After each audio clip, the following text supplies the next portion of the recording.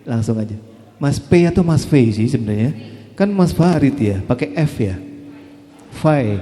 Betul. Oke, Mas Fai ini sendiri menuliskan untuk buku Mijil ini tentang novel ini mengingatkan kita bahwa perjuangan untuk keadilan bukan semata urusan hukum dan politik, tapi menyangkut nasib manusia dengan segala dimensinya. Ditulis berdasarkan pengalaman langsung, novel perdana dari Erna Wiyati ini meneruskan tradisi seni bertendens atau, nah ini saya nggak bisa bacanya, nanti mohon bisa dijelaskan. Bahasa Perancis kalau nggak salah ya, Mas, di Indonesia. Hilmal Farid, Dirjen Kebudayaan dan Sejarawan. Oke, Mas Fai, boleh. Apakah yang dimaksud dengan kata-kata le arts engage? Saya nggak tahu bacanya gimana. Boleh disampaikan sebagai kata-kata pembuka pemancing untuk bedah buku ini dari Mas Fai.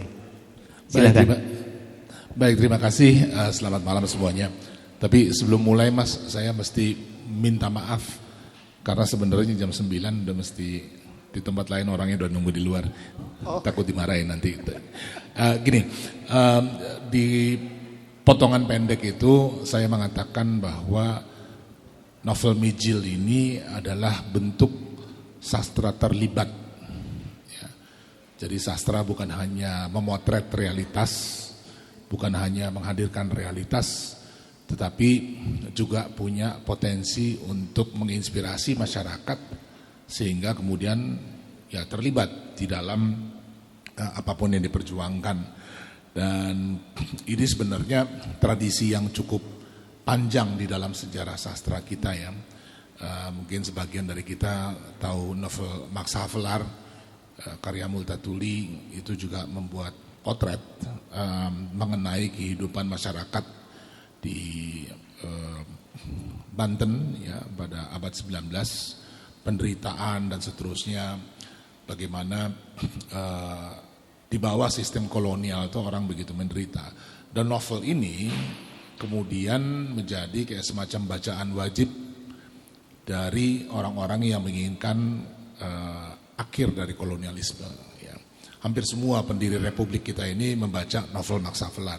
Nah, ini juga bentuk dari sastra terlibat. Jadi kalau novel Mijil ini dibaca anak-anaknya adik dan teman-teman kita yang sekarang punya anak-anak remaja, mungkin mereka akan menjadi pemimpin di masa depan ya, dan diinspirasi antara lain oleh novel Mijil ini. Dan novel ini saya kira satu bentuk yang kalau di zaman adik dulu aktif, nih adik saya baru pertama kali duduk sama dia nih satu panggung gini di bangku. Biasanya saya lihat dia di atas truk, ya.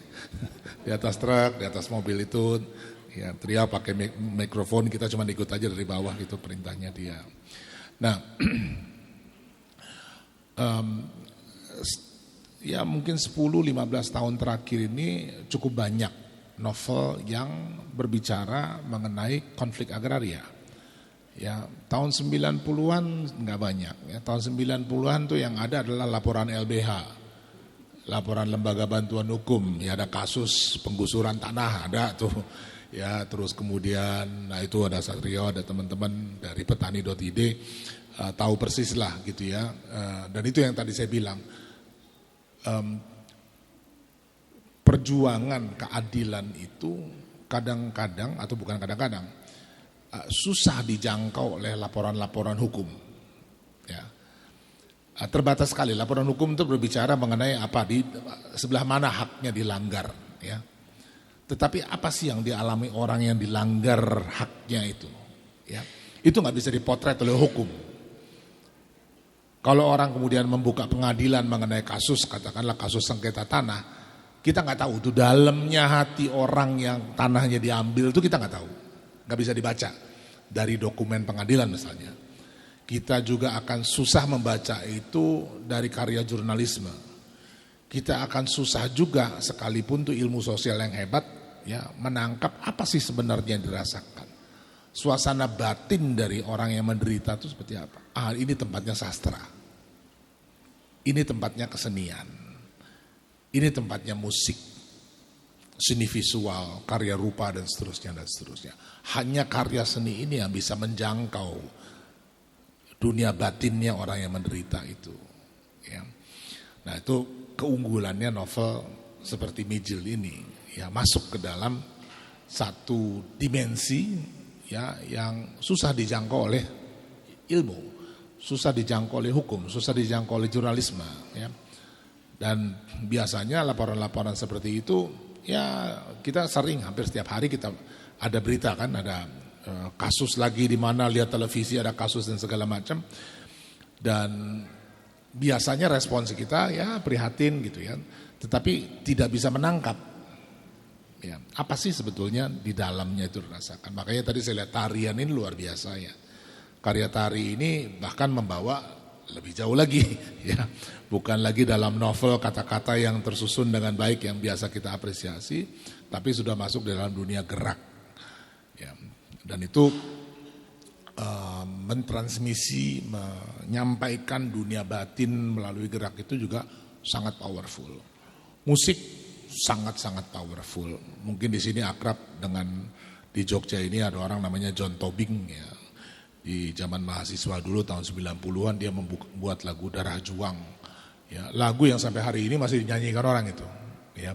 Orang juga udah gak ingat penciptanya siapa ya, tapi lagunya dibunyikan terus. Dan setiap kali lagu itu berbunyi itu kayak seperti panggilan. Ya, untuk orang yang ada di dalam satu gerak untuk perubahan gitu ya. Sama seperti saya kira puisi-puisi Wiji Tukul ya juga memainkan peran yang sama ya.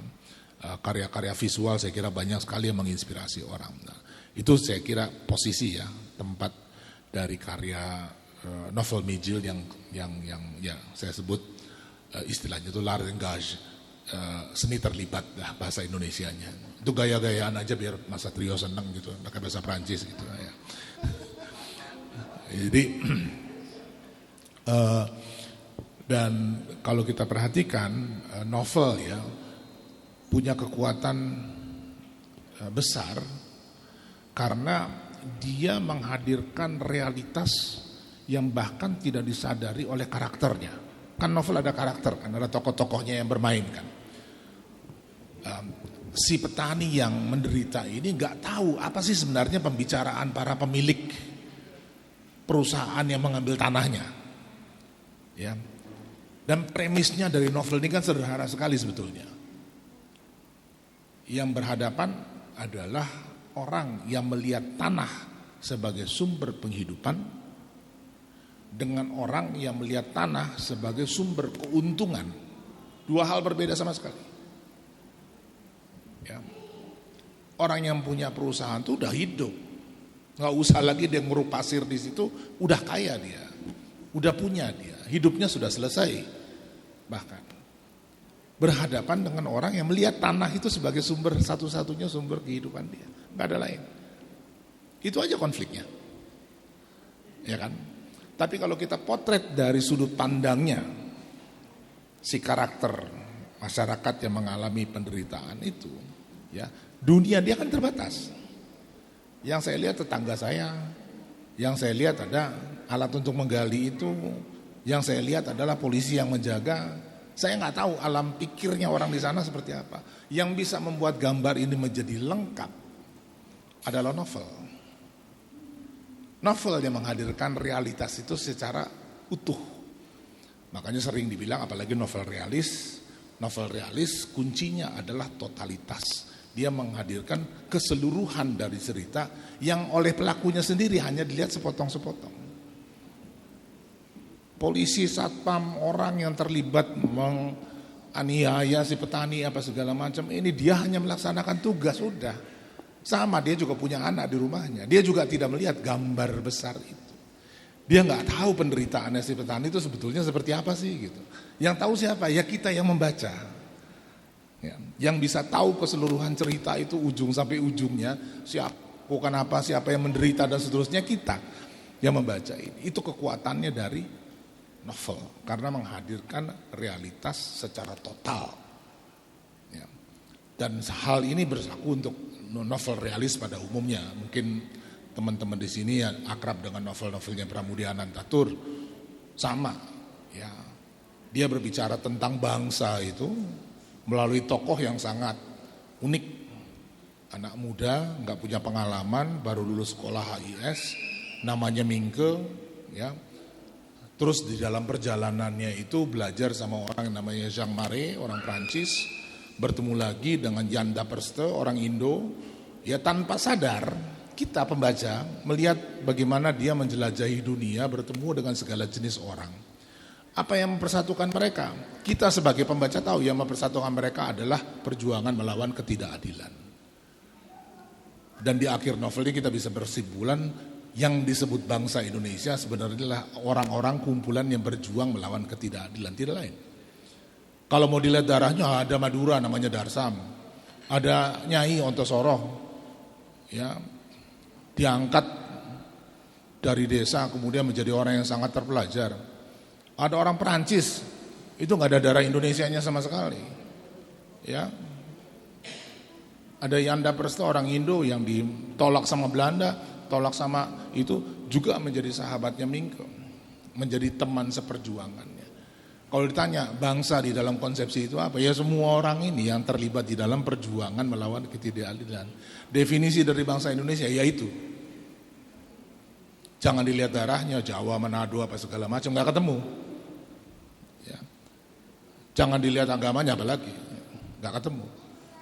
Sangat beragam kita ini secara identitas. Yang mempersatukan apa? Perjuangan melawan ketidakadilan. Di mana kita bisa melihatnya? Ya baca aja pembukaan Undang-Undang Dasar. Sederhana sekali. Semuanya sudah termaktub di dalamnya. Ya kurang lebih gitu ya. Nah, cuma kalau misalnya sekarang kita mendekatinya dari hukum, mengajarkan konstitusi mengatakan begini, tidur orang. Ya, atau dikasih pelajaran apa namanya? Dulu apa P4 ya. P4 saya ini lulusan 100 jam loh, jangan salah ya. Penataran P4 100 jam. Ya kalau dikasih kayak begitu, mungkin susah ya. Anaknya adik mungkin waduh enggak. Tapi kalau dikasih novel, terinspirasi dia. Imajinasinya mulai bangkit. Pemahamannya tentang totalitas apa sih? Realitas yang utuh tuh sangat kuat. Novel-novel yang di Mijil ini salah satu contoh ya, yang luar biasa gitu. Memberi kita pemahaman dunia batinnya orang yang menderita itu utuh, yang curang di sebelah sana juga utuh. Kita mengerti hubungan di satu sama lain. Itu hadir kepada kita. Sehingga potret yang kemudian sering kita lihat di televisi, ada orang marah-marah bahwa apa namanya poster, kemudian bawa alat apa namanya sabit apa segala macam gitu ya, ketika tanahnya digusur kan suka marah-marah, motong jalan, nutup jalan ya. Kalau kita cuma lihat video 30 detik cuma pikir orang ini ngapain lagi bikin masalah ya. Tapi ketika membaca novel Mijil ini kita punya pemahaman. Oh, ini loh orang-orang yang diceritakan dalam novel ini yang sedang tampil di televisi itu ya. Kita memiliki makna baru, memiliki pemahaman baru. Kayaknya udah kepanjangan ya Mas. Ini tapi pendapat saya mengenai novel Mijil mungkin sebagai penutup adalah tadi ya, bahwa dia merupakan kontribusi yang sangat penting ya. Mengapa? Tadi Ade udah bilang ya, sekarang Korea apa segala macam ini begitu dominan ya. Kalau masuk ke toko buku aja ya, yang baca aja udah sedikit nih. Yang minat bacanya sudah sangat berkurang ya. Orang yang masuk toko buku aja sudah sedikit. Masuk ke toko buku hampir seluruhnya dikuasai sama komik yang paling besar sekarang. Pun kalau misalnya buku apa namanya itu tulisan seperti novel itu ciklit ya untuk anak-anak remaja. Enggak jelek, saya nggak bilang bahwa itu jelek ya, tetapi itu dominan sekali. Novel yang berbicara tentang tadi ya, problem-problem apa segala macam jumlahnya sangat sedikit. Jadi tadi Mbak Erna bilang mau nulis sequelnya jangan lama-lama. Ya. Segera aja nulisnya. Kalau perlu diizinkan nanti sama Telkomnya apa sama kantornya, nanti kita tulisin surat izinnya. Enggak tahu laku atau enggak. Ya pokoknya dituliskan aja gitu ya. Jadi ya terakhir sekali selamat ya untuk Mbak Erna, teman-teman, utama saya dengar tadi senang sekali udah cetakan ketiga ya. Udah cetakan ketiga, ini tanda bahwa karya-karya seperti ini punya pembaca ya, punya audiens di luar sana. Jadi mungkin kadang-kadang kita terlalu keras terhadap kita sendiri selalu bilang bahwa orang nggak mau lagi baca, orang lain ada pembacanya. Hanya saja mungkin mereka ini belum mendapatkan bacaan yang tepat, yang sesuai, yang relevan untuk kehidupannya. Dan buat saya Mijil adalah salah satu dari novel yang sangat relevan dengan situasi kita hari ini. Sementara begitu, ya, dan mohon maaf saya. Terima kasih. Oke, satu lagi sebelum ini Pak Mas Fai, harapannya kepada Mbak Erna selaku penulis apa nih? Harapan kepada Mbak Erna selaku penulis buku Mijil apa? Iya, kalau harapannya segera sequelnya keluar. Tapi gini, mungkin sekalian ya, saya tahu di antara kita nih mungkin juga ada penulis-penulis, ada seniman-seniman yang suka berkarya. Di kementerian sekarang kita menyediakan satu fasilitas untuk teman-teman yang ingin pergi ke salah satu tempat di Indonesia. Ini untuk waktu yang katakanlah sebulan, 2 bulan, 3 bulan, 6 bulan gitu ya. Tujuannya tidak lain agar kita bisa punya kesempatan ya, mengenal realitas lebih baik ya. Lebih bayangkan kalau Mbak Erna kalau ada waktunya ya dapat kesempatan untuk pergi ke tempat-tempat seperti itu, bertemu langsung dengan masyarakat yang ada di sana, itu pasti akan luar biasa efeknya. Sama saya kira untuk teman-teman dari musik, dari seni rupa gitu ya. Jadi harapannya adalah memanfaatkan ya fasilitas ini sehingga lebih banyak karya-karya yang berakar dalam realitas kita bisa tumbuh di Indonesia. Tadi sempat disinggung soal film ya, rencana bikin film. Mungkin saya kalau boleh gitu ya, malah justru mau mewanti-wanti ya. Bikin film pertama nggak mudah ya, tidak murah ya, itu yang pasti gitu. Jadi kalau memang ada rencana seperti itu, kalau saya boleh saran, mulailah dengan menulis skrip ya, naskah yang baik dan solid. Karena itu bagian yang paling sulit sebenarnya gitu ya. Untuk produksi film, untuk mengeksekusi ya tentu itu satu PR tersendiri gitu ya. Tetapi kalau sudah punya naskah yang baik ya itu separuh dari pekerjaan kita sudah selesai. Dan untuk itu juga ada sarana yang ada di kementerian ya, Kementerian Pendidikan Kebudayaan, namanya Indonesiana Film. Ya detailnya nanti bisa saya kasih gitu ya. Tapi itu workshop selama setahun penuh untuk menulis skrip yang betul-betul nantinya akan menjadi dasar bagi produksi film yang baik. Silakan itu juga bisa dimanfaatkan untuk hal-hal teknis, nanti kita ngobrol di luar gitu. Tapi kurang lebih itu pesan dan harapan saya. Oke, terima kasih Mas Fai untuk apa yang disampaikan, luar biasa sekali tadi, banyak pencerahan yang ada tentang buku Mijil ini sendiri. Karena waktunya Mas Fai juga terbatas ya. Oke, Bapak Ibu, untuk bedah buku oleh narasumber berdua ini, mungkin bisa berdiri dulu untuk diambil fotonya bersama Mbak Erna penulis dan Mas Fai dan Mbak Ade. Sekali lagi kami ucapkan terima kasih Mas Fai dan Mbak Ade. Tapi nanti ada sesi tanya jawab ya Bapak Ibu ya. Dan juga karena mungkin Mas Fai udah bebas nanti ya tanya jawab tentang buku Mijil atau tentang apapun ya, dari penulis maupun dari nanti ada Mbak Ade juga. Dan boleh mungkin foto bersama dahulu sebelum meninggalkan acara. Ditinggal ngobrol saya ternyata. Oke, boleh diambil fotonya dulu. Oke. Oh enggak, banyak banget ya HP-nya ya yang foto. Capek yang difoto ya. Oke, sekali lagi terima kasih kepada Mas Fai dan juga Mbak Ade. Nanti nggak boleh pulang dulu pokoknya ya sama Mbak Erna. Oke, sekali lagi matur nuwun. Terima kasih, sukses selalu Pak Hilmar. Baik, Bapak Ibu sekalian, kita akan masuk ke sesi sebelum ada. Oh, ini ada penulisan kesan dan pesan juga ya.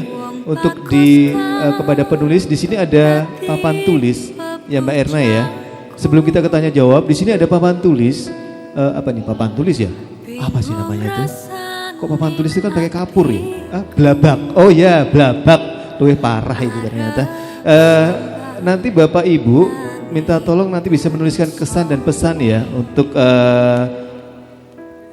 tentang penulis. Iya, boleh ya nanti ada ya. Jangan lupa nanti menuliskan kesan dan pesannya di papan tulis ini. Oke, tolong bawa ke dalam dong buku daftar hadirnya.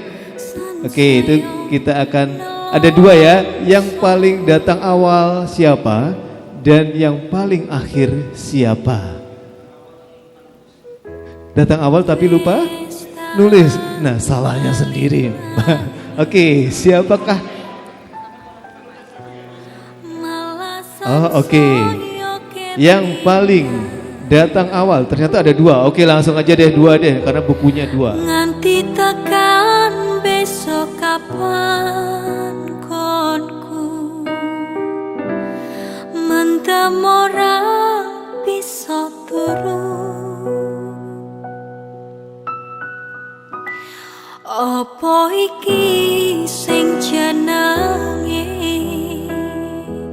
wong kang lagi ketaman asmara, prasasatra bisa lali esok awan bengi tansah beda hati.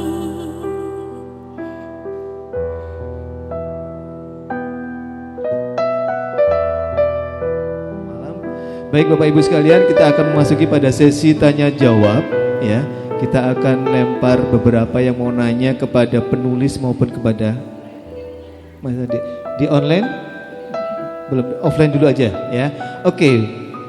Ada 1, kita ambil 2. 1, 2, 3. Oke. Dari Bapak dulu, sebut nama, dari mana dan monggo. Baik, Assalamualaikum warahmatullahi wabarakatuh. Nama saya Dwi. Saya dari Bernas, Jogja.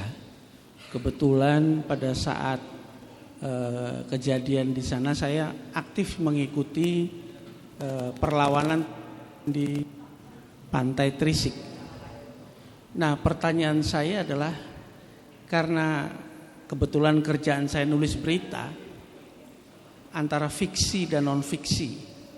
Nah, pertanyaan saya adalah apakah ini salah satu bentuk sastra perlawanan yang dilakukan oleh Mbak Erna terhadap kebijakan-kebijakan pemerintah pada saat itu. Kemudian hasilnya apa? Kemudian yang kedua, saat ini perkembangan teknologi, kemudian perubahan zaman itu sangat kencang sekali. Jadi kita romantisme perlawanan di masa lalu sekarang itu bergeser hanya menjadi sebuah nilai romantisme. Jadi sebuah latar belakang saja, kekuatan moral inspiratifnya juga tidak ada, hampir tidak ada.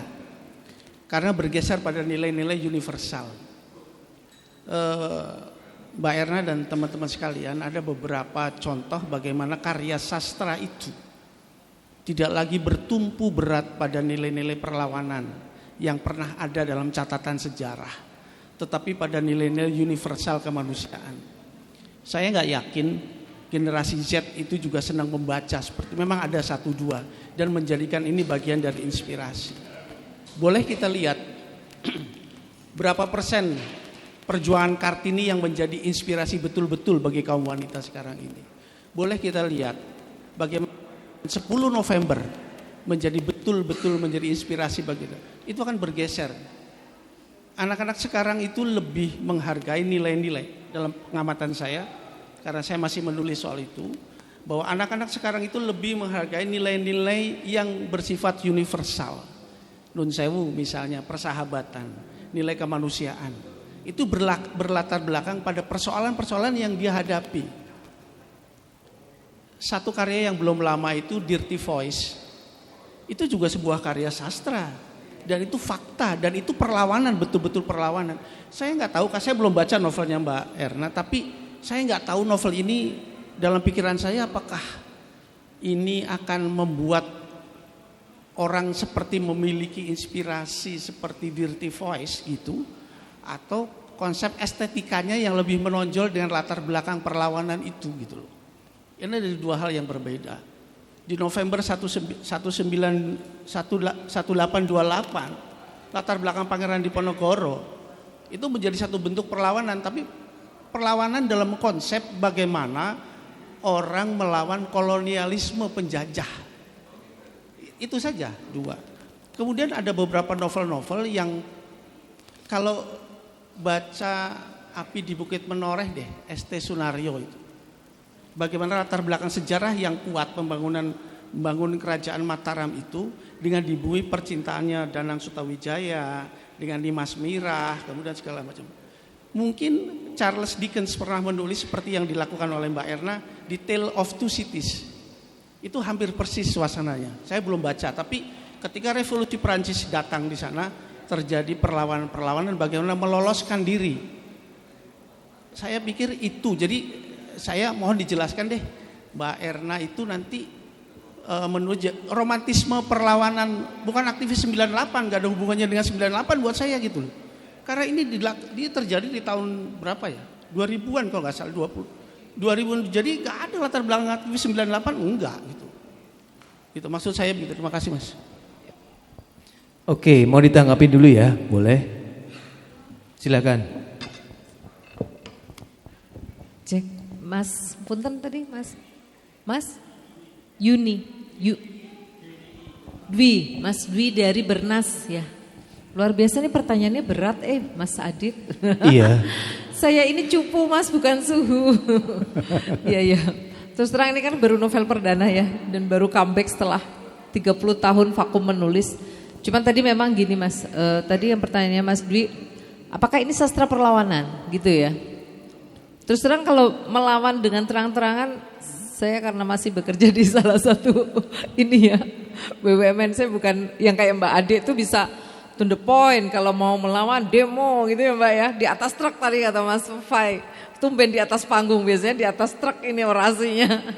Oke, jadi gini Mas Dwi, kalau keinginan saya menulis setelah 30 tahun vakum itu ya, saya ingin menulis yang anti mainstream tadi, terutama juga untuk mengangkat kisah-kisah yang yaitu kisah-kisah yang mempunyai nilai-nilai sosial, nilai-nilai yang bisa menginspirasi banyak orang. Itu niat pertama saya.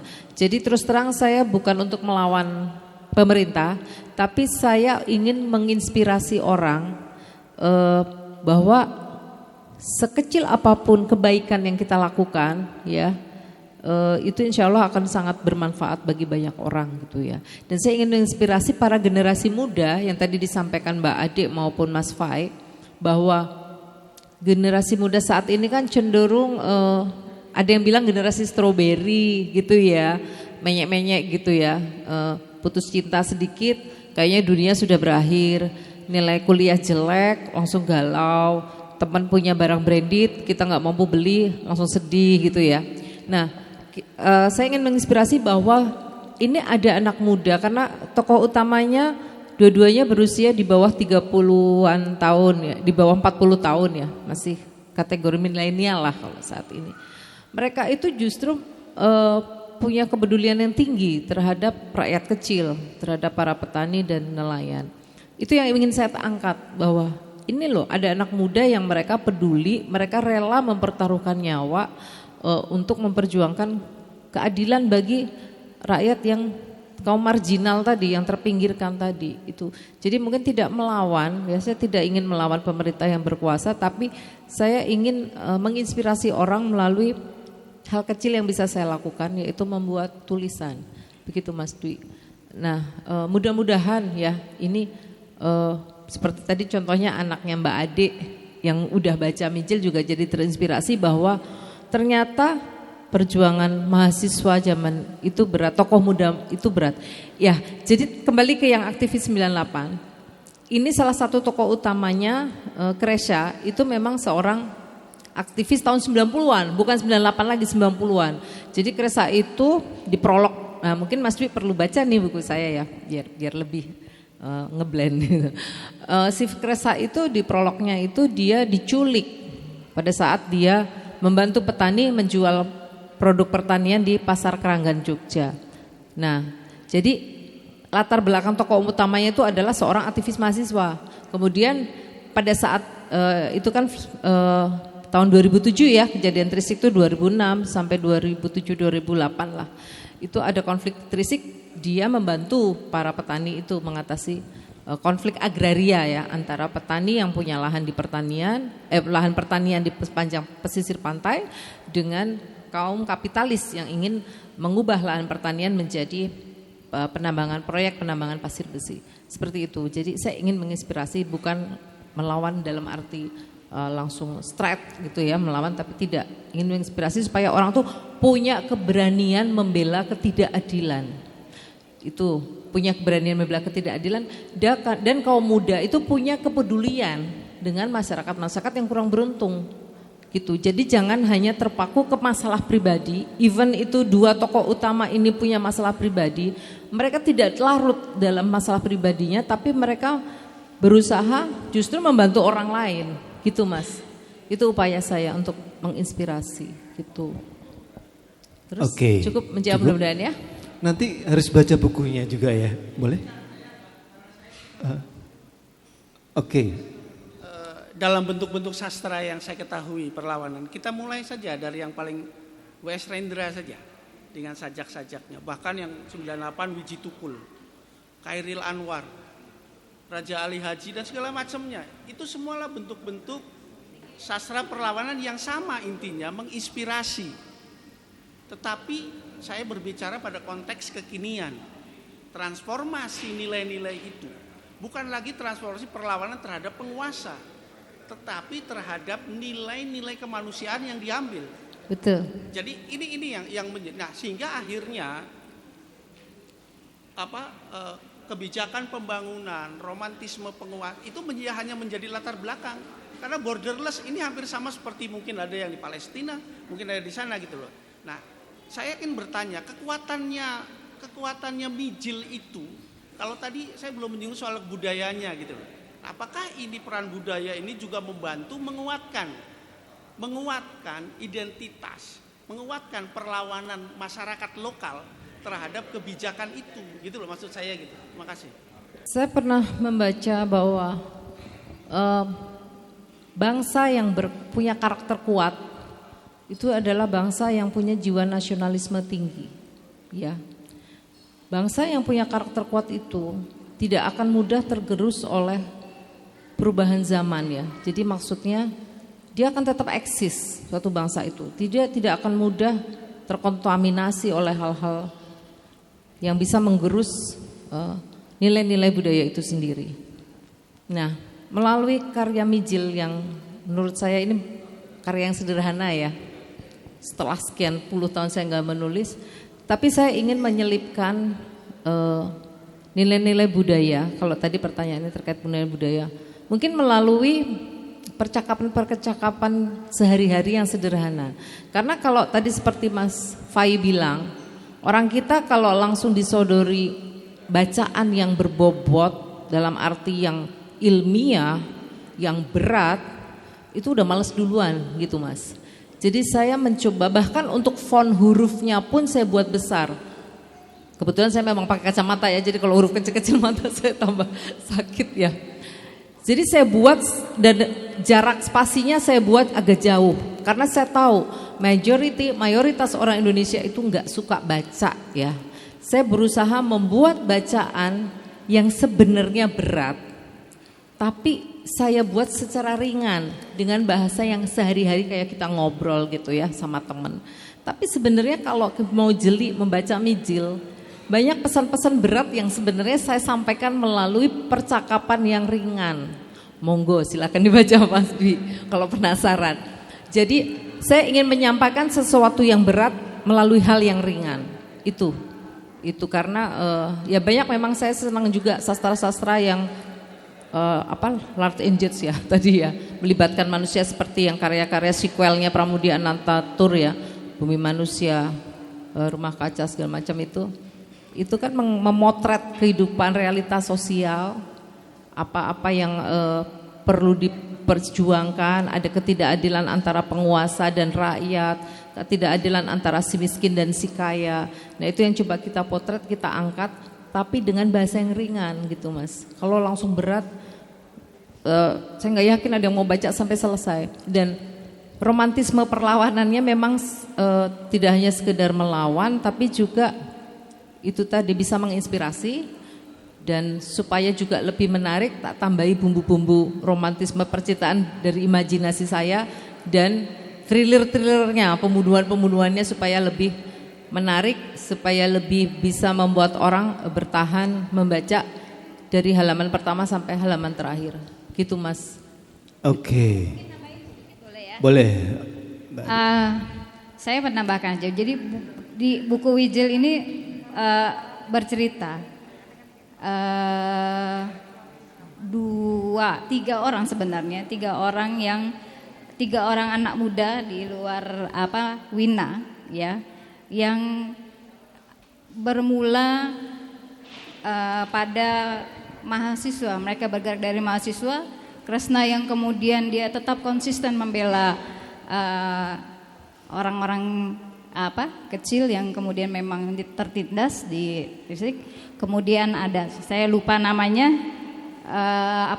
yang juga temannya Kresna juga, tapi dia kemudian menjadi pengusaha dan menjadi aktornya yang Pramona ya, yang menjadi bagaimana terjadi, dia yang menindas, malah dia yang menindas karena kemudian mau mengambil tanah itu. Dan kemudian satu lagi yang kemudian siapa yang menjadi, dia ikut membantu, tapi kemudian dia bermain dua kaki, dia berkhianat. Jadi ini menarik sebenarnya. Jadi mungkin kalau buat saya yang kemudian berada di situ, itu memang dunia kami seperti itu. Jadi ada kami yang kemudian tetap konsisten sampai sekarang, ada yang kemudian berkhianat, dan kemudian memang sudah menjadi borjuis bahasanya gitu. Jadi ini yang menariknya di situ Mas.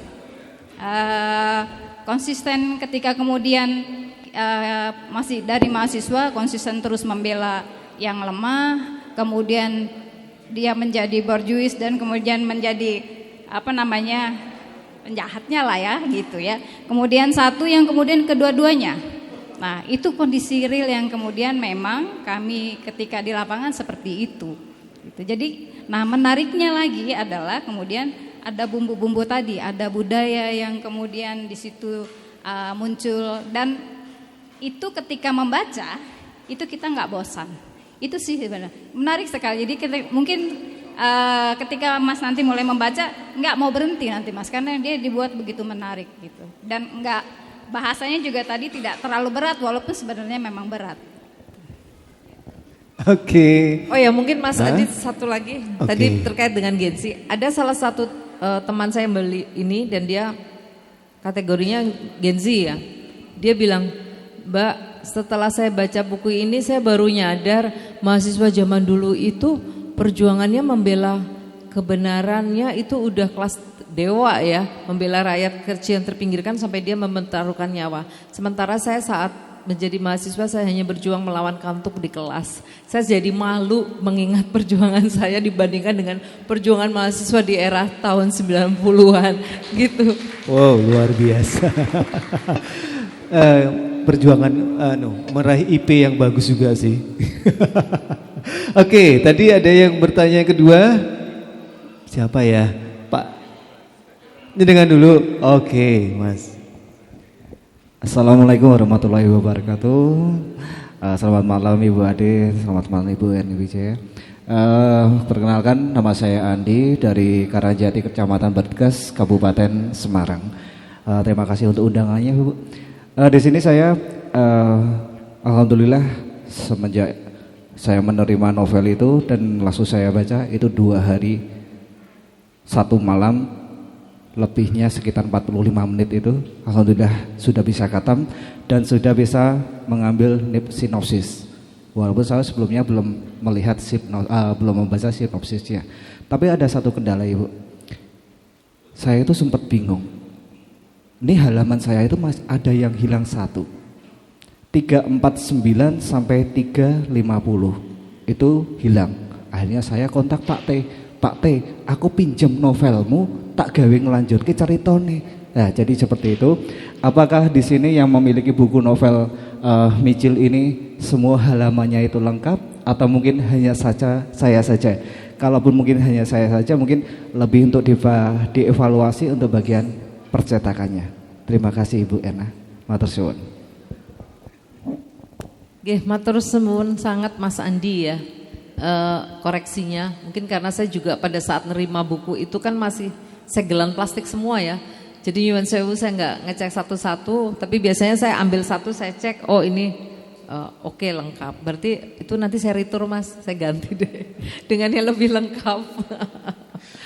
Bukannya itu ini ya, memang sengaja satu halaman dihilangkan supaya ada satu. Tadi sesuatu yang hilang kan tadi kata misteri kan, Mas tadi kan bilangnya misteri ya, ada misterinya juga. Nyuwun sewu ya, Sengaja. ini kesalahan bukan pada pembaca tapi mungkin Mas Adit saya pengen ngasih hadiah buku kepada mereka yang sudah bertanya. Iya, boleh nanti ke Pak siapa ke tadi? Mas Dwi dan Mas Andi. Andi Mas Andi ya. udah punya bukunya tapi kan nggak lengkap tadi. Mudah-mudahan ini hadiahnya jangan-jangan malah double ya buat ganti yang kemarin hilang. Dan jangan Di salah. halaman 349-nya ada 2. Oke, jadi jangan salah, beliau juga dari Gen Z ya. Coba Mas Andi berdiri. Nah, beliau dari Gen Z ya. Jadi generasi yang Gen Z membaca buku Mijil.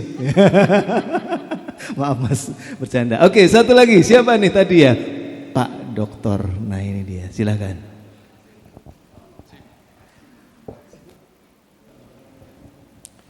Assalamualaikum warahmatullahi wabarakatuh. Yang kami hormati Bu Irna dan Mbak Adik selaku aktivis 98. Kemudian segenap panitia dan rekan-rekan kami yang kami cintai yang hadir pada hari ini. Di sini saya sedikit akan bertanya yang nanti untuk dijawab kepada Mbak Irna sama Mbak Adik. Nanti ada kedua belah pihak yang jawabannya berbeda pasti. Saya sangat bangga sekali dengan Bu Irna yang di era digitalisasi, era 0.50 ini serba digital itu, masih sempat untuk menulis buku. Sementara banyak orang yang masih membaca HP dan HP itu ya. Alhamdulillah Mbak Irna itu masih peduli supaya buku itu nanti tetap dipertahankan keberadaannya. Karena era baca memang di orang Indonesia itu sangat berkurang sekali. Seperti pada waktu saya masih mahasiswa, kadangkala kita malas ke perpustakaan, kadangkala ya membaca buku itu malas gitu ya. Tapi dengan adanya kehadiran atau kelahiran Mijil, nah, mudah Mijil itu artinya kan lahir ya, lahir kembali yang sudah selama ini di era digitalisasi akan tenggelam, tapi lahirnya buku Mijil ini mudah-mudahan nanti bisa digemari masyarakat, terutama anak-anak pelajar atau mungkin para mahasiswa atau masyarakat dan sebagainya. Di sini aktivitas sehari kami sebagai seorang seniman perupa, seorang pelukis itu ya, sama juga antara berkarya seni atau termasuk ini Bu Irna itu ada seni sastra ya, seni literasi dan sebagainya. Kalau saya seni lukis itu sama, mengutarakan ekspresi jiwa. Jadi berkarya seni adalah memperhatikan fenomena kehidupan di masyarakat. Maka untuk novel yang Mijil ini memperhatikan fenomena atau kejadian yang ada di masyarakat tentang di mana itu di Pantai Trisik. Pantai Trisik Kulon Progo. Trisik Kulon Progo itu. Seperti kami juga begitu, berkarya seni memperhatikan fenomena kehidupan di masyarakat, maka di sana banyak kasus. Karya seni juga banyak kasus sesuatu yang kami wujudkan dengan karya rupa. Kalau yang novel itu karya literasi atau tulisan. Kemudian karya seni kami yang mengangkatkan kehidupan untuk membela rakyat kecil itu saya wujudkan dalam bentuk seni lukis. Di sana ada yang suap, itu pernah masuk bukunya Profesor Sofyan Salam itu terbit di Universitas Negeri Makassar. Itu ada buku ilustrasi yang ada lukisannya yang suap. Itu mungkin bagi seniman atau mahasiswa yang pernah membaca buku ilustrasinya terbitan dari Universitas Negeri Makassar, karya saya ada di situ. Di sini yang kami tanyakan ya, sama ya. Kami sendiri juga membela kaum yang lemah lewat karyanya, bukan kita berjuang membantu masyarakat secara langsung, enggak. Kami memperhatikan fenomena yang ada di masyarakat. Kasus apapun kita perhatikan. Karena apa? Sebagai seorang seniman itu pasti akan membela kebenaran, mencari kebenaran. Bagaimana supaya kehidupan itu adil, ada keseimbangan atau balance ya, ya. Kita butuh keadilan dan kebenaran. Namun dalam kita membela kebenaran itu kadang-kala kita disalahkan. Kemudian yang mereka yang salah merasa benar, merajalela, bisa hidup nyaman, berlenggang-lenggang, tertawa-tertawa. Padahal kita berhasil sedih memperhatikan fenomena kehidupan di masyarakat yang berbagai kasus. Ada peristiwa yang melanggar norma-norma atau etika berbudaya, beragama, beradat dan lain sebagainya. Nah, kami kira ini kurang tepat.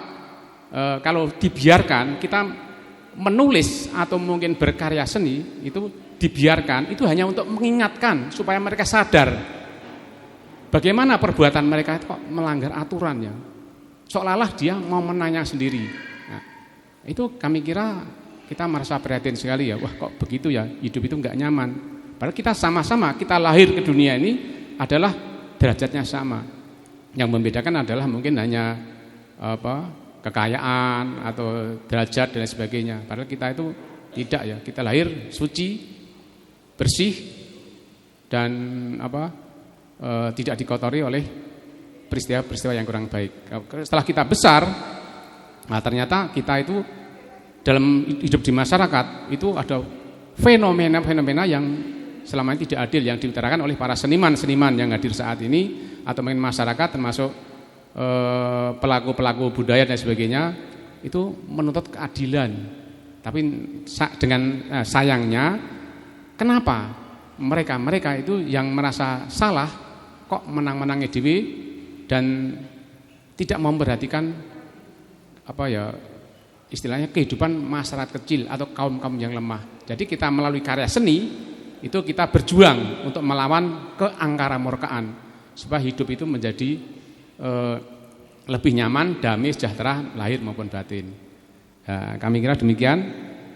Semoga nanti ada jawaban yang sangat memuaskan. Nanti para pelaku-pelaku budaya atau seniman-seniman nanti bisa menjawab bisa memberikan jawaban yang puas sehingga kita berkarya itu lebih nyaman. Sekian, terima kasih. Wassalamualaikum warahmatullahi wabarakatuh. Oke, langsung dijawab. Saya tadi nggak tahu pertanyaan yang mana. Matur nuwun Om Jim, wejangannya. Oh, ini tadi wejangan ya, bukan pertanyaan. Oke. Jadi benar bahwa seniman itu memang pada dasarnya adalah memperjuangkan kebenaran, ya. Entah melalui seni lukis seperti yang dilakukan Om Jim atau seni literasi yang saya lakukan atau mungkin teman-teman yang lain bisa dengan musik dengan itu menyuarakan kebenaran, tapi dengan cara halus gitu ya. Kalau aktivis kan langsung ya Mbak, langsung berani ini. Kalau seniman tuh biasanya melipir-melipir gitu. Menyuarakan kebenaran. Kalau Om Jim itu alirannya kan Om? Karikatur surrealisme ya. Jadi Om Jim itu memotret kalau ada sekarang lagi banyak orang gak bisa maam sendiri disuap gitu ya. Banyak menerima suap gitu ya. Ayo siapa yang menerima serangan fajar ini. Itu adalah salah satu bentuk suap. Nah Om Jim itu, saya pernah ke rumah Om Jim itu, beliau menggambar dengan sangat menarik orang yang megang dolar ya, megang uang gitu ya. Tapi yang sangat serakah gitu, tapi digambarkan dengan sangat menarik. Betul. Jadi seniman itu adalah membela kebenaran. Dan kalau saya sebagai pegiat literasi, saya punya keyakinan bahwa literasi itu menggugah nurani, mendobrak tirani, ya melalui cara halus begitu. Jadi mungkin bagi tadi siapa yang bilang ya bahwa Om Jim juga ya atau Mas Andi mungkin merasa bahwa Mas Dwi tadi ini sebenarnya nggak benar. Nah kita berusaha menyadarkan orang melalui tulisan bahwa yang mereka lakukan itu sebenarnya nggak benar. Cuman ya nggak tahu ya, orang kan macam-macam ya orientasinya di dunia ya.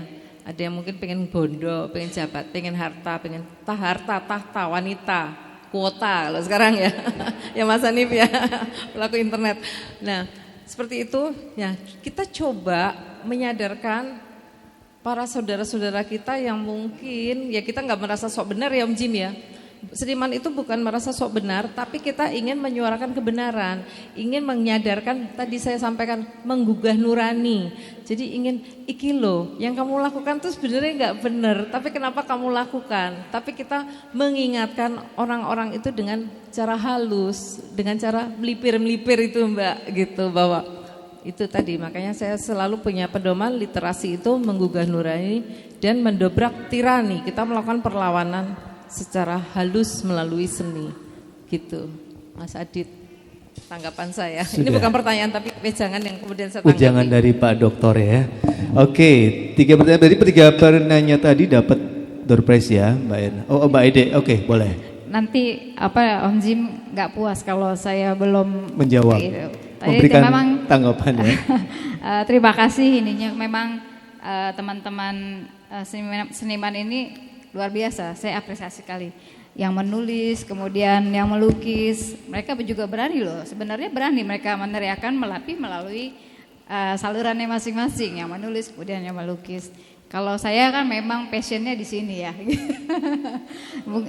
Apa namanya? Ya mungkin karena ya sudah latar belakang tadi ya. Awalnya juga sih sebenarnya masih melipir-melipir, cuman karena mungkin terus-terus ya berbenturan akhirnya menjadi berani. Tapi memang ketika kemudian kita melakukan melakukan sesuatu, membela yang benar tapi kemudian disalahkan, itu memang biasa lah seperti itu. Mungkin saya awalnya juga ketika kemudian saya memilih ya saya di sini begitu ya. Saya juga awalnya ini sedikit share aja ya, saya juga tidak mendapat dukungan dari keluarga, dari lingkungan gitu. Apalagi saya seorang perempuan gitu kan. Ini perempuan katanya pulang malam terus, ini nggak jelas lah segala macam. Udah biasalah seperti itu. Dibilang perempuan apalah, inilah gitu. Apalagi kalau misalnya pulang malam kan biasanya yang nganterin beda-beda kan. Karena saya perempuan jadi teman-teman kadang jangan pulang sendirilah, diantar. Malam ini si A, besok si B gitu kan. Udah kan. Tapi kemudian saya bisa membuktikan pada keluarga saya, pada lingkungan saya bahwa apa yang sedang saya jalani adalah menolong yang lemah. Gitu. Jadi ketika kemudian suatu hari ada kasus di sekitar dekat-dekat saya dan kemudian saya tampil, saya membantu dengan ya itu tadi resikonya saya mungkin sampai nyawa, baru kemudian oh ternyata yang dilakukan sama adik itu ya gitu. Oh ternyata resikonya luar biasa ya gitu. Jadi sekarang kalau dulu jangan deket-deket sama adik, saya disisihkan di keluarga, anaknya nggak boleh deket sama saya kayak gitu. Adiknya nggak boleh, jangan deket-deket. Sekarang udah mau dibawa kemana anak saya, monggo aja silakan gitu. Karena tahu keberpihakan saya di mana. Sampai sekarang kemudian sampai kemarin ketika saya bilang ikut keluarga semua gitu. Karena memang saya bisa membuktikan bahwa apa yang saya pilih ini benar. Dan saya tulus, tidak pakai iming-iming misalnya membantu kemudian harus lain-lainnya, saya nggak ada gitu. Saya memang membantu di sini dengan benar, dengan membantu yang lemah, tidak ada efek lain-lain. Pokoknya saya membantu saja. Sampai kemudian ya kalau mau kayak yang lain-lain mungkin saya bisa dapat lain-lain lah, sudah seperti yang lain. Tapi saya memilih saya tetap di jalan ini dengan segala yang harus saya hadapi. Mudah-mudahan kalau selalu rezeki katanya nggak ketukar, alhamdulillah anak saya bisa kuliah. Walaupun saya orang tua tunggal, anak saya bisa kuliah, bisa sekolah, dan saya sekarang asuh 5 anak.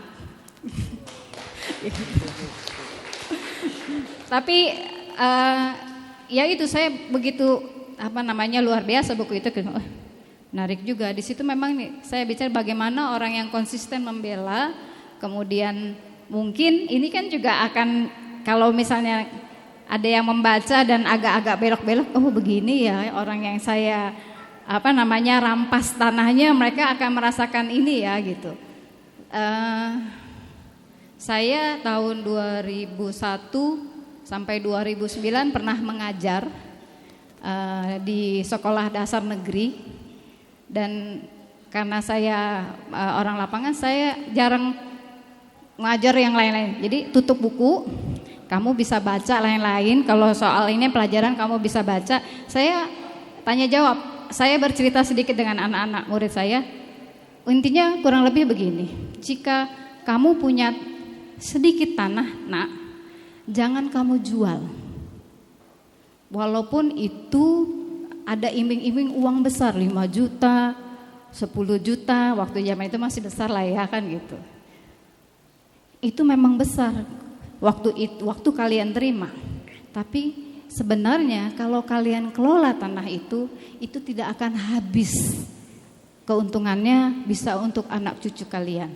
Itu kalau kamu jual paling dibikin Indomart. Setelah itu berapa bulan uangnya habis, kalian tidak punya apa-apa. Itu yang saya selalu terapkan ke anak didik saya. Kemudian saya selalu menerapkan juga, kamu beruntung bisa duduk di sekolah. Di luar sana mungkin ada yang lebih pintar dari kalian, tapi karena orang tua mereka tidak punya kesempatan bersekolah, maka bersyukurlah kalian bisa duduk bersekolah dan belajarlah yang benar. Belajar yang benar itu tidak harus nilainya bagus, tapi nanti ke depan kamu bisa berpihak, kesetiakawanannya ada, berpihak pada orang yang lemah. Itu yang saya terapkan ke anak didik saya waktu itu. Dan sekarang saya terapkan juga, karena saya adalah guru kader juga, dan itu saya terapkan juga ke anak-anak didik saya begitu. Oke, luar biasa Mbak Ade. Dan terakhir, kayaknya saya perlu nulis novel tentang Mbak Ade nih suatu saat. Menarik banget ceritanya. Nah itu dia. Oke, ditunggu ya nanti ya penulisannya Mbak Erna ya. Oke, terakhir ini ada Mbah siapa tadi, Mbah Rahman. Ini sakti sekali beliau ini ya. Akan menyampaikan sesuatu ya. Ini terakhir ya, untuk soalnya udah malam. Monggo Mbah Rahman.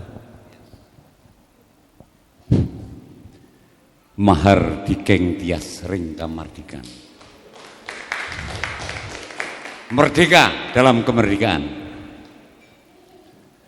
Bahwa berbuat itu sumber kebahagiaan. Saya ikut Mbak.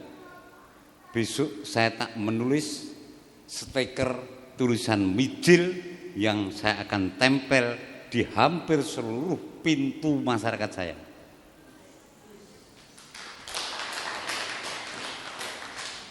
Ngirit, karena ini sebagai lambang-lambang perlawanan yang akan kita berikan. Lambang, karena hari ini kalau kita berbicara tentang budaya itu kan bagai menatap langit yang berawan, yang berarak, yang mengabarkan bahwa badai akan segera datang.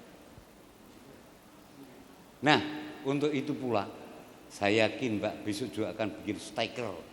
Kalau kemarin berani teriak-teriak di jalan, sekarang ini cuman menempel di seluruh pintu-pintu masyarakat dengan tulisan mijil. Sangat efektif. Orang akan mencari mijil ki apa to? Karena itu terdiri dari 5 kata. Mijil. 2 huruf I. Sangat efektif. Insya Allah saya juga akan ikut berbuat dengan menulis stiker tulisan mijil. Cuman panjenengan juga siap-siap mencetak buku kalau orang akan mempertanyakan mijil itu apa. Silahkan beli bukunya. Nanti di anak saya itu kan ada toko kan gampang liadol ya Mas. Nah ini secara ekonomis aku dodolan tapi kan lewat anakku. Kalau saya kaya nanti buat rebutan anak saya Mbak. Ini unik Mbak. Kita perlu tahu bahwa posisi kita itu kan sudah direbut Perlu diketahui bahwa Presiden Amerika Kennedy itu masih cucunya Ken Arok Mbak. Kita udah kalah jauh kok.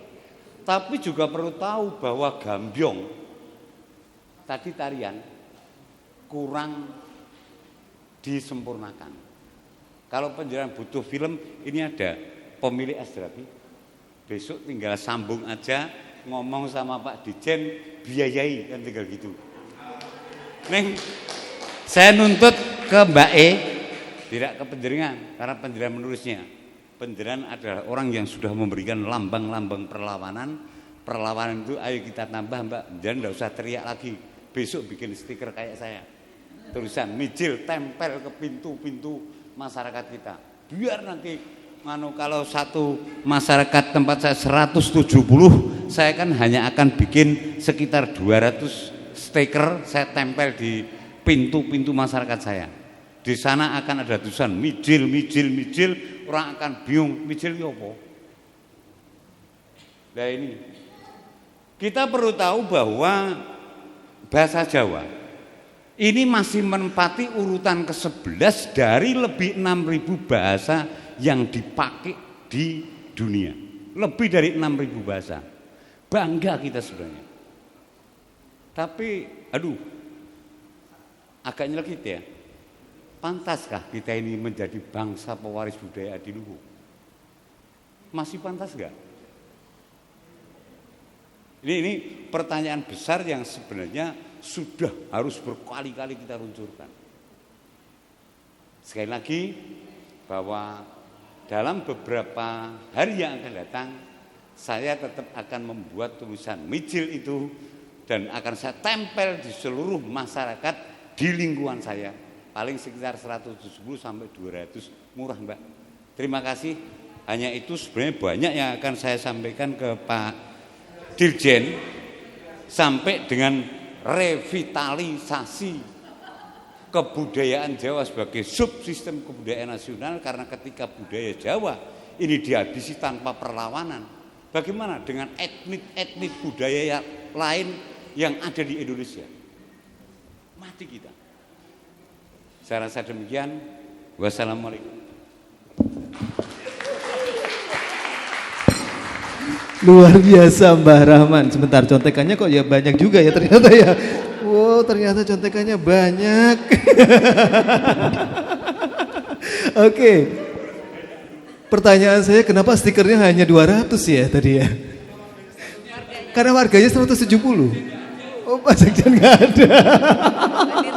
Terus kenapa juga idenya buat stiker ya? Stiker ya, memang jenengan luar biasa, out of the box ya Mbak Erna. Ini promosi loh ini nanti dia.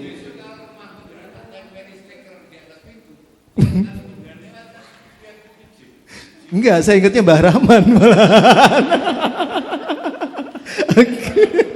Oke, yang nempel stiker di rumah saya jenengan berarti. Oke, ada tanggapan sedikit bisa? Komentar ya. Oke. Matur nuwun Mbah Rahman sudah bersedia menjadi agen marketing mijil melalui stiker. Nomor rekening berapa? Siap aja nanti ditransfer ya. Iya. Satu lagi Mbah Rahman tadi bilang bahwa masih pantaskah kita bangga bahwa kita punya kebudayaan gitu ya. Gitu. Jadi memang itu pertanyaan yang mengusik ya. Kita punya budaya yang luar biasa. Makanya Mbah Rahman besok kita lanjut ya dialog sama Pak Dirjen. Tadi saya udah bikin janji, Pak, ini ada beberapa teman yang masih pengen dialog. Siap. Ya. Nanti Mbah Rahman bisa menyampaikan aspirasinya lebih detail. Tapi intinya bahwa ini memang kita sedang dalam kondisi gawat darurat budaya kalau menurut saya. Ya, terutama Gen Z milenial itu kan mayoritas penduduk Indonesia itu adalah di usia generasi Z dan milenial. Usia-usia kita dan Mbah Rahman, Om Jim itu udah tinggal sedikit. Nah, dari yang mayoritas itu, coba ditanya deh anak-anak sini. Mungkin yang seperti Mbak Iren, Mbak Ella tadi yang penari, atau Mbak Nafira yang menyanyi ke Taman Asmoro.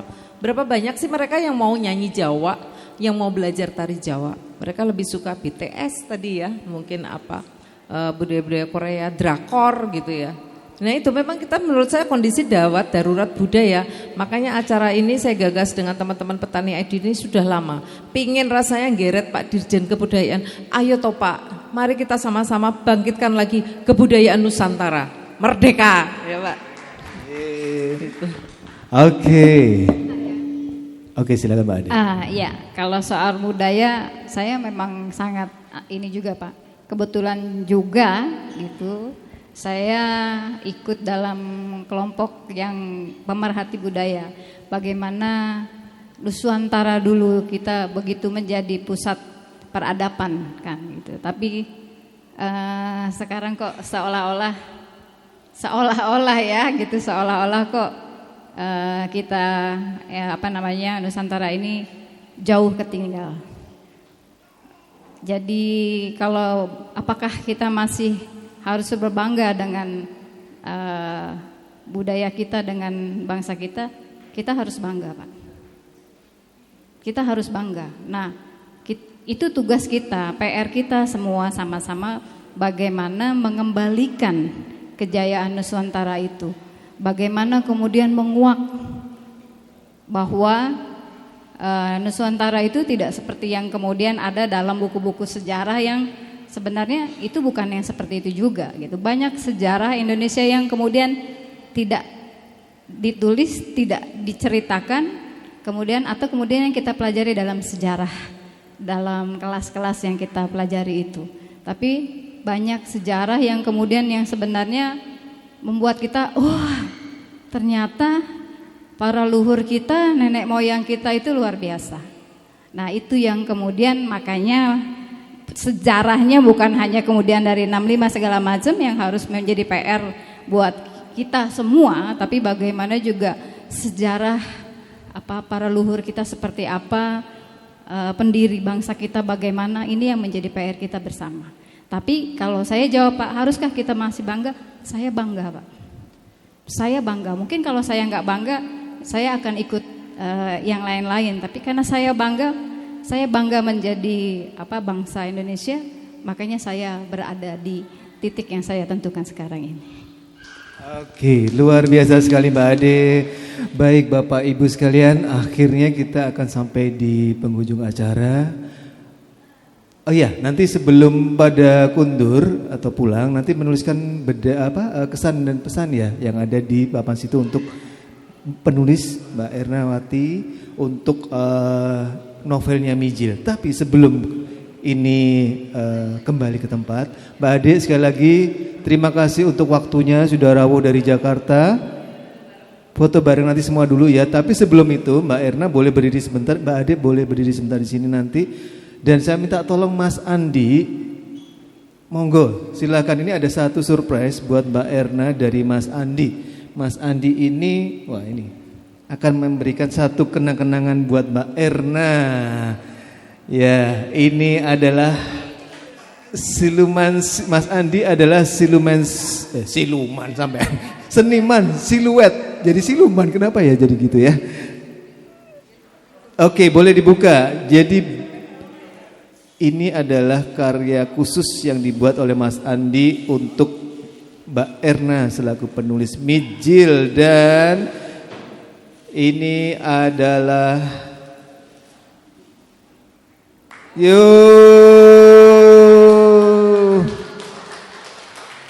lukisan siluet Mbak Erna. Mas Andi boleh cerita dari bahan apakah? Ini unik ya, bahannya bukan sekedar lukisan biasa. Silahkan Mas Andi. Ya, Assalamualaikum warahmatullahi wabarakatuh. Ya, terima kasih Bu Erna. Ke depan mungkin saya bisa membuatkan untuk Mbak Ade sama Pak Dirjen tadi. Jadi ini singkat cerita aja. Ini saya pemberdayaan limbah kardus atau limbah rumah tangga ya. Dari bahan kardus bekas yang ada di sekitar kita, yang ada di rumah kita, bisa kardus air mineral, bisa kardus mie instan, atau mungkin bahkan kardus, beberapa kardus. Jadi ini proses ini yang saya bikin ini dari kardus buku tulis merek Kiki. Jadi mungkin bisa sedikit saya ceritakan untuk sedikit prosesnya. Kardus itu kan ada 3 lapis ya. Lapisan rata, lapisan gelombang, lalu terakhir lapisan rata lagi. Teknik pembuatannya adalah menggunakan teknik paper cutting atau kita sket dulu, ini namanya siluet, kita bikin negatif dulu. Lalu kita cutter atau kita potong bagian yang tidak terpakai, kita lepas. Bagian yang warna hitam ini adalah objek yang harus kita pertahankan. Jadi alhamdulillah dari Dinas Lingkungan Hidup Kabupaten Semarang saya juga sedikit membuat sertifikat di situ untuk pemberdayaan atau pengolahan limbah rumah tangga, bukan limbah industri. Kalau limbah industri mungkin dari kain menjadi keset seperti ya, tapi ini limbah rumah tangga untuk menjadi suatu karya seni. Terima kasih. Oke, terima kasih Mas Andi ya untuk ini terus luar biasa sekali. Susah loh gambar di kardus ya. Ini dipotong-potong kardusnya. Iya, jadi dipotong-potong ya, dan itu kecil-kecil ya. Kardusnya utuh, bukan ditempel tapi dipotong ya. Luar biasa, cutting tadi ya. Oke, sekali lagi Mbak Erna, terima kasih Mbak Ade juga, dan oke, Bapak Ibu sekalian, tadi yang bertanya akan mendapatkan buku ya, termasuk Pak siapa tadi? Ada berempat ya, Mbak Erna, betul? Termasuk Mbah Rahman juga ya, karena beliau akan membuat stiker. Boleh panitia memberikan bukunya dulu buat Bapak dari Bernas, Pak siapa tadi? Boleh, Mbak Erna langsung menyerahkan. Doorprize-nya, maju dong yang tanya tadi. Ada Pak Dr. Jim, Mbah Rahman, nah, Mas Andi boleh, silahkan. Oke, terima kasih. Habis ini kita foto bersama dulu. Setelah itu mungkin yang bisa menuliskan, minta tolong tulis kesan dan pesan di dalam bablak ya, tapi tadi bilangnya bablak. Blabak. Kenapa saya juga keliru ya? L-nya di belakang. Bablak. Blabak. Oke, terima kasih. Dan sebelum kita akhiri, kita foto bersama dulu ya, Mbak Erna ya. Boleh semuanya hadirin di sini, maju semua ya. Kita foto bersama sebelum kita akhiri.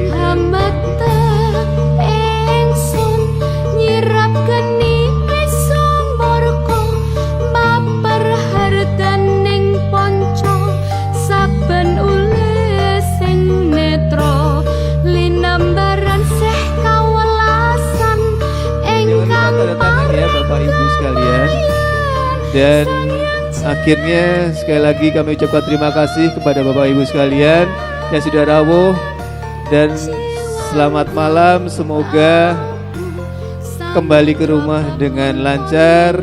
Terima kasih, sampai bertemu lagi di lain waktu, di lain kesempatan yang lebih baik lagi. Assalamualaikum warahmatullahi wabarakatuh. Salam sejahtera. Terima kasih. Selamat malam.